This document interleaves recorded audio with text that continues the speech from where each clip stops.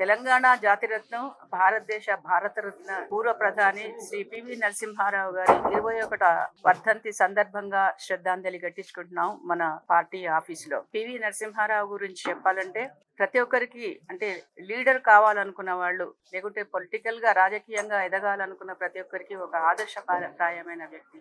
ఆయన విశ్వజనీన మానవుడు. ఒక్క తెలంగాణకు మాత్రమే, లేకుంటే ఒక ఆంధ్రప్రదేశ్కు మాత్రమే, ఆ ప్రజలకు మాత్రమే పనికొచ్చే కాకుండా దేశానికి అప్పటి పరిస్థితులకే కాకుండా తరతరాలకు పనికొచ్చే సంస్కరణలు చేపట్టిన మహానుభావుడు. అన్నీ బాగుంటే చేయడంలో ఏం ప్రాబ్లం లేదు. కానీ అప్పుడున్న పరిస్థితుల్లో 91-96లో ఎప్పుడైతే ప్రధాని పదవి చేపట్టే సమయానికి దేశం ఆర్థికంగా పూర్తిగా చిక్కిపోయి ఒక ప్రమాదం అంచులో ఉన్న పరిస్థితుల్లో ఇక ఎవరికి గత్యంతరం లేదు. అదొక పెద్ద ప్రధాని పదవి అంటే ఒక భయంకరమైన పదవిలాగా భయపడుతున్న రోజుల్లో పివి గారిని అందరూ ఏకమై ప్రధాని పదవి రికమెండ్ చేయడం జరిగింది. ప్రధానిగా వచ్చిన అవకాశాన్ని యాక్చువల్లీ మీ అందరికీ చెప్పదలుచుకున్నాను. తను రాజకీయాల నుంచి విరమించుకుని ఎక్కడి నుంచి కూడా పోటీ చేయకుండా ఆశ్రమంలోకి సన్యాసాశ్రమం తీసుకోవాలి అనుకున్న సందర్భంలో అన్ని తయారైనవి కూడా. కానీ ఆ టైంలో రాజీవ్ గాంధీ అసాసినేషన్ తర్వాత ఒక విపత్కర పరిస్థితిలో ప్రధానిగా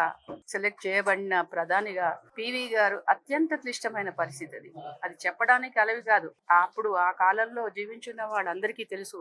అప్పుడున్న రాజకీయ పరిస్థితులు కావచ్చు, అనిశ్చితి కావచ్చు, దేశ భద్రత కావచ్చు, ఆర్థిక పరిస్థితి కావచ్చు, అనేక రంగాల్లో పూర్తిగా కుంటుబడిన భారతదేశాన్ని ఏలడం అనేది ఒక పెద్ద విషమ పరీక్ష, అగ్ని పరీక్ష. అట్లాంటి సమయంలో దేశాన్ని ఒక దిశ ఉద్దేశించి ప్రపంచంలోనే భారతదేశం అంటే ఏంటిదో చూపించిన ఆర్థిక శాస్త్రవేత్త పివి నరసింహారావు పితామహుడు అని చెప్పుకోవచ్చు మనం. అలాగే దౌత్య సంబంధాలు ఇతర దేశాలతో కావచ్చు, అలాగే ఇక్కడి అనేక రంగాల్లో సంస్కరణలు కావచ్చు. ఇప్పుడు ఉమ్మడి ఆంధ్రప్రదేశ్లో అనేక శాఖలు నిర్వర్తించారు. అందులో కూడా తనదైన ముద్ర వేసుకున్నారు. అలాగే ముఖ్యమంత్రిగా తన పదవిని కూడా త్యాగం చేసి భూ సంస్కరణలకు దేశంలోనే ఆద్యుడైనారు. తను భూ సంస్కరణలు మొదలు పెట్టినప్పుడు తన 800 ఎకరాలు తన పూర్వీకుల నుంచి సంక్రమించిన 800 ఎకరాలను ముందుగా ప్రజలకు పేరున పంచిచ్చినారు. కలెక్టర్ గారు మేమందరం చిన్నప్పుడు చూసేవాళ్ళం. అందరికీ ఒక్కొక్క పేరున పిలిచి వాడికి భూమి లేదు, వీడికి 1 ఎకరం కూడా లేదు, వాడికి 2 ఎకరాలు కూడా లేదు, ఇట్లా కలెక్టర్ తో మాట్లాడి ఆ చుట్టుపక్కల ఎన్ని గ్రామాలకు పంచిపెట్టినారు. 800 ఎకరాలను పంచిపెట్టినారు. ఇప్పుడు భూ తగాదాల గురించి తెల్లారులేస్తే వింటూనే ఉన్నాం కదా. అంతటి గొప్ప మహానుభావుడు. భూ సంస్కరణలు పెట్టాలంటే ముందుగా ఒక పని ముందు చెప్పేటప్పుడు నీతి చెప్పినప్పుడు తను ఫాలో కావాలి అని ఒక గాంధీయన్ మార్గంలో ఆలోచించిన మహానుభావుడు. ఆయన మనం ఎన్ని విధాలు తలుసుకున్నా తక్కువే. కానీ మంచి ఎప్పుడు ఎక్కువ రోజులు వినిపించుకోం. చెడు జ్ఞాపకాలే మనకి ఎప్పుడు జ్ఞాపకం ఉంటాయి. చెడు అనుభవాలే మనం చర్చించుకుంటాం. చెడ్డ వాళ్ళ గురించే ఎక్కువ మాట్లాడతాం, మంచి వాళ్ళ గురించి ఎక్కువ మాట్లాడాం. ఇది మన బలహీనత. దానికి ఏమీ అతీతులు కారు, ఎవరూ అతీతులు కారు. 2004లో పివి గారు మరణించినప్పుడు జరిగిన అనేక పరిణామాలు అందరికీ తెలుసు. తెలియని వాళ్ళకి ఒక్కసారి చరిత్ర చూడండి. అంటే ఎప్పుడూ కూడా మబ్బులు వస్తాయి అంతేకాని సూర్యుడిని మన అరచేయి పెట్టి ఆపలేము. సూర్యతాపాన్ని మనం ఒక అరచేయి పెట్టి ఆపగలవా? అది అజ్ఞానుల పని.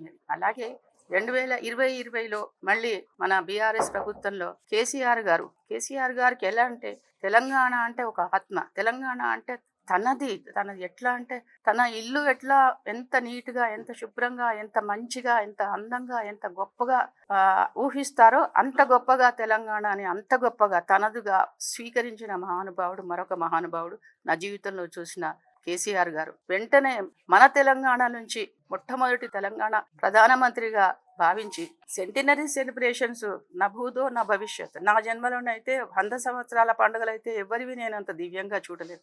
నాకు చాలా చాలా సంతృప్తినిచ్చింది. ప్రపంచవ్యాప్తంగా పివి గారి గురించి సెమినార్లు సాహితీ పరంగా కావచ్చు, రాజకీయ పరంగా కావచ్చు, అతని ఇంకా అనేక విషయాలు, అనేక రంగాల పట్ల నిష్ణాతులతో అనేక ప్రసంగాలు. జూమ్ అప్పుడు పెద్ద కరోనా టైం అయినా కూడా జూమ్ ద్వారా నేనే దాదాపు 42 దేశాల్లో నేను ప్రసంగించడం జరిగింది జూమ్ ద్వారా. ఇంకా ఇక్కడైతే లెక్కలేదు. మహానికి అన్ని మాస్కులు వేసుకుని వెళ్ళి మాట్లాడేవాళ్ళం. ఆయన గురించి వినాలని తహతహలాడేవాళ్ళు జనాలు. అలాంటి క్రియేట్ చేసినారు కేసీఆర్ గారు. ఆ తర్వాత ఎవరు కూడా మంచిని కాదనలేదు. చరిత్రను తిరగరాస్తామని అనుకుంటారు చాలా మంది మూర్ఖులు. కానీ ఎప్పుడు కూడా చరిత్రను తిరగరాయలేరు, చెరపలేరు. చరిత్ర నిన్నటి రోజును మనం ఎప్పుడూ తీసుకురాలేం. అట్లాగే ఏ పార్టీకి అయితే తన జీవితాంతం 60 సంవత్సరాలు అవిరళంగా సేవ చేసిన మహానుభావుడు అనేక మంది ప్రధానమంత్రులకు అతను అనుంగు బృహస్పతి అనేవాళ్ళు. ఆ కాలంలో పివి గారిని ప్రధానులు కావచ్చు, ముఖ్యమంత్రులు కావచ్చు, ఎటువంటి ప్రాబ్లం ఉన్నా సొల్యూషన్ చెప్పే అగో బృహస్పతి గారు ఉన్నారు అక్కడ అని అనేవారు. అలా సేవ చేసిన ఆ పార్టీలు పట్టించుకోని అటువంటి పార్టీలు, కానీ ఇతర పార్టీలు అపోజిషన్ లో ఉన్న బీజేపీ పార్టీ మళ్ళీ భారతరత్న ఇచ్చి గౌరవించుకుంది.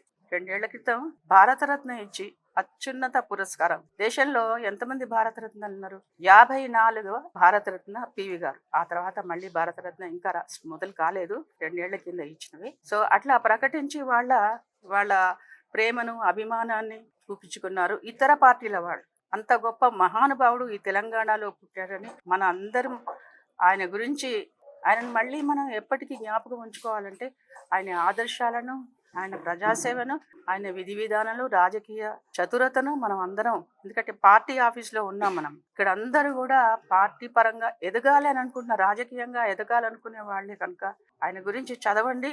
నిజంగా అప్పుడే మనం నిజమైన నివాళులు అర్పించినట్టు, శ్రద్ధాంజలి ఘటించినట్టుగా నేను భావిస్తాను. Thank you for giving me this opportunity.